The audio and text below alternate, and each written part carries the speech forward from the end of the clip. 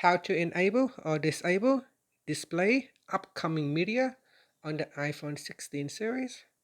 First, let's go back to the home screen by swiping up at the bottom of the screen.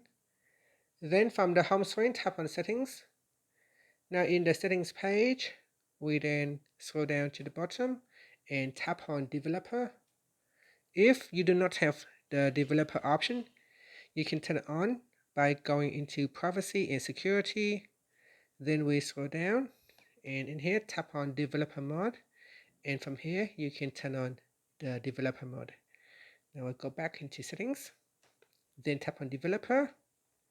Next we scroll down and in here tap on Display Upcoming Media to turn it on or switch it off. Now when this is turned on, series suggestions in search will show upcoming media intents donated via in upcoming media manager, and after you can swipe up to return back to the home screen. Thank you for watching this video. Please like and subscribe to my channel for more videos.